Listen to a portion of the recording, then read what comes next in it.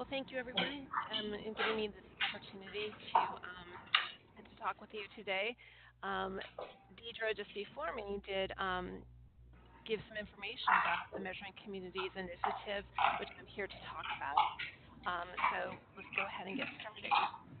So, Measuring Communities is an initiative with two organizations at Purdue University.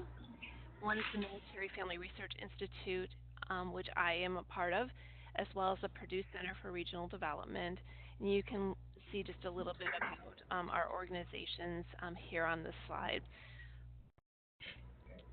So, as a community veteran engagement board, we know that your focus is really to kind of identify the goals at the local level in efforts to support service delivery in all types of sectors for veterans, families, caregivers, and their survivors. So we know that CVEBs work with people, individuals at the community level, but also in places to help those places, those communities, really do a better job of supporting and serving military and veteran families. So we look at the people and the places. But as organizations at really the grassroots level, we do know at times that it's difficult to know what to focus on, what is really a need within the community.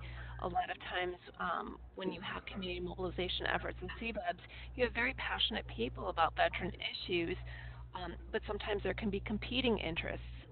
One segment of the group wants to work on one particular thing, the other group wants to work on something else, and they may be in competition with each other. So, how do you know what it's best to focus on? And really, kind of, how do we understand the community characteristics that are going to shape, influence, or hinder your efforts? What is it about that community itself? Not necessarily the veterans and service members, but what is it about the community itself? So, looking at this diagram here, we know that service members and veterans are within families, and these families are really kind of embedded within these systems within our community. So, whether it's school, whether it's healthcare, mental health, other aspects of the community, you can't just take the service member out and work specifically with the service member. You can't take the family out of these interlocking systems. And so, taking a look at all of these together does help in terms of how we support service members, veterans, and their families. So, looking at what you do, you really want to connect with community stakeholders that are interested in serving veterans and their families. That's what you're doing. And as Deidre talked about, just really this collaborative effort and to improve the outcomes for veterans, and not only just individually, but places where they live and where they work and where they have their families. And so the tools, some of the tools that Deidre talked about, is to really kind of learn about the landscape and any of these evolving needs in terms of the veterans and the families within their communities. And so we created Measuring Communities as one of the tools that's going to be able to help you with your work. So Measuring Communities, what specifically is this? It's a tool for really learning about the military and veteran prevalent characteristics in geographic areas of your choosing. So it's an online data portal that we have taken data from over 30 different sources, combine them in one place. It helps you learn how communities are changing over time. We do have historical information on the site, and so you can actually take a look at trends. What's the trajectory of things like veteran unemployment, poverty rates, those types of things. You can use it to look at how communities compare to one another. Some of our CVEBs may be in one particular city. It may be a CVEB is have multiple counties in their catchment area. So you can actually see how communities can compare with one another. And with the information that you have, look at how you can map your status and your progress in terms of, are we moving the needle? Are we making lives better for these service members, veterans, and their families? So Measuring Communities really focuses on data within 10 domains, and you can see the icons here on this slide. And these are many domains where we know that CVEBs focus their efforts. So you can see the white cross there, which is obviously medical. Access to medical care for disabled veterans might be a CVEB initiative. Behavioral health, financial support, looking at the homeless issue for veterans. Those all might be efforts that CVEBs kind of focus on within individual communities. So within each of those domains, we have several indicators or statistics that are readily available for all communities across the country. So we have information at state level and at county level. We also get data from multiple government agencies. So whether we're looking at veteran treatment courts, we actually go to each state's website and take a look at where the veteran treatment courts are within that state, or with other organizations such as Blue Star Families, and we're working with the American Red Cross, TAPS, and others to get some of their information on the site. They do include the most recent data currently available. So everyone asks, well, how often is the data updated? So most of our data sources are updated every year. So as soon as that data source is published, those indicators which are supported by that data set are updated typically within a month. So for example, the Census Bureau data, the American Community Survey, comes out in December, and all of those indicators that are using that data get updated by January of that year. However, based on the source, it could be a year behind just based on how that data is published and gathered. Indicators are added regularly. We do look to our users to see what indicators might be of interest to them, and if there's a ready data source that we can actually pull from. They also deal with both veteran and community characteristics. And when I talk to individuals about using the site, you can have two veterans with identical DD-214s, and one's in Boston and one's in southern Mississippi, and just by virtue of where they live, their experiences can be very, very different. So that's why it's important to have these community characteristics on the site as well. So what can you do with the site? So you actually can look up and download data for your geographical area, a particular county, a state, or one that you choose. We have mapping tools that allow you to create your own geographies, creating custom maps, tables, and graphs based on the data available. We have state and county snapshots, so if you're not quite sure what you want to know or you just want to start out, the state and county snapshot is a great way to get ready-made report about an individual community. You can use the information to actually create simple indices to identify areas of concern or strength based on what you're interested in. And sometimes with these simple indices, creating a certain criteria score for a certain level. So if you're looking at median income, for example, and you want to know where the counties are doing really well in terms of median income versus civilians, that could be something that you're taking a look at. You also can combine measuring community data with your own organizational data to create specific data sets that are of interest to you. And I actually have an example right here on this slide. This was an example from one of our county veteran service officers here in Indiana, and it was a part-time position, and they wanted to make a case at a budget hearing to advocate for additional resources for a full-time staff member. So here on the slide you can see the yellow arrows. This is the information that the CVSO took from the Measuring Community site, and the other information is specifically from his organization.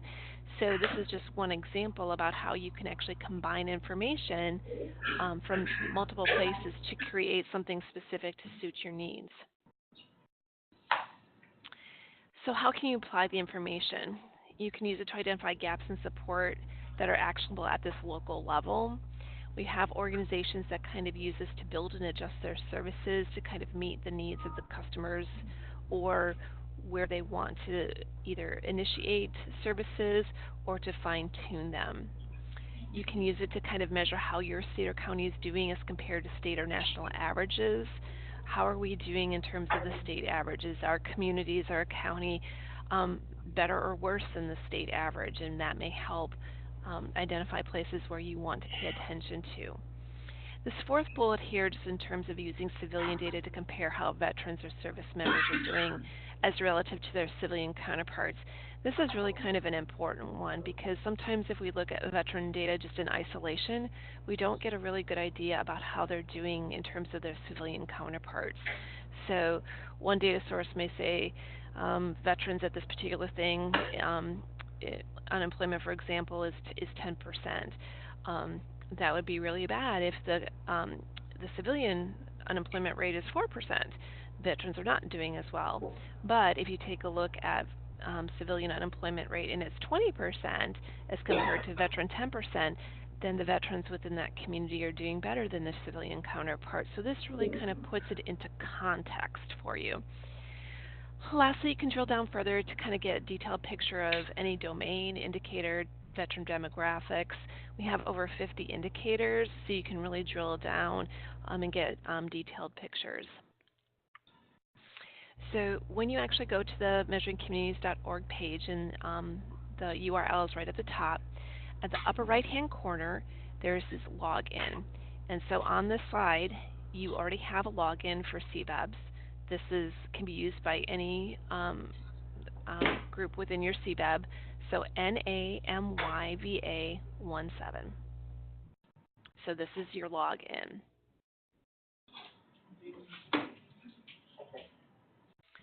When you enter the page, there's 3 ways to really look at the data. You can actually go in by an individual domain that's shown here at the top. The state and county snapshot is the tab is at the bottom, and then we have the master map. The master map is the most complex area of the site because it contains all domains and the indicators. So we encourage folks to visit the state and county snapshot first, and then play around kind of with the single topics at the bottom before going to the master map. So the state and county snapshot is really the quickest way to get some data. It takes 3 clicks and you get a generated report. And I have a sample here about Franklin County, Vermont. A standardized report, it just pulls the information. So if you have multiple counties that you work with, the report looks the same in terms of the template, but the data would be specific to that particular county. So you just click on State and County Snapshot, decide which one you want, scroll through to get your state and county, click, and you have your report. These are downloadable, printable, save them as a PDF, place them in presentations like I have here. So there's many different ways you can do this. Another way that you can use the information is to really kind of generate your own customizable spreadsheets. So this is a way to kind of really take a look at what you specifically want and build your customized data set. So here's just one example. And the question is like, what does the disabled population look like in my county, maybe compared to neighboring counties? So I just arbitrarily picked 4 counties here. So step 1, use the medical domain. I selected my indicator, percent disabled, selected my state. So this is the slide here has the 6 steps to generate this table. Tony Davis has these slides, and I know he's going to be sharing it with you. So here's getting one set of data, and then you can combine that with a table from another indicator such as veteran population, and this actually will help you create some specialized databases. And then based on the information you pull, and I took all 3 of these, and I actually created a visual here of the 4 counties. So taking a look at veteran disability ratings, and this is a pictorial, say, okay, so taking it from the Excel spreadsheet, putting it in a bar chart here to say, okay, so where should I be paying attention to? So these red these red arrows may kind of point me in a direction in terms of I need to look at Wayne County here in terms of the 70 to 90% disability rating. But then I take a look at the 100%, and it looks like Edwards County doesn't have anyone, any veteran at 100% disability, so maybe that's some place I don't need to focus on. So this is just one example of how you can take the data and actually create visuals to help you make decisions about how you can better serve service members, veterans, and their families within your community based on the things that you want to find out and where you want to focus. We also have a Measuring Communities report, which takes a look at a national look at the state of military and veteran families. You can download the report on the website. There's also an enhanced report that has additional charts and graphs and maps and things like that.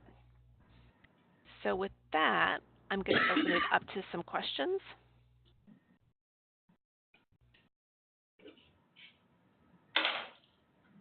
Well, Kathy, if there are no questions, we are going to close it out, but I do appreciate the information. I'm sure that everyone online and everyone through WebEx and through the telepresence here could find the information on your site very welcoming and informative. So I'm sure that a lot of folks will be looking out to use your site here shortly.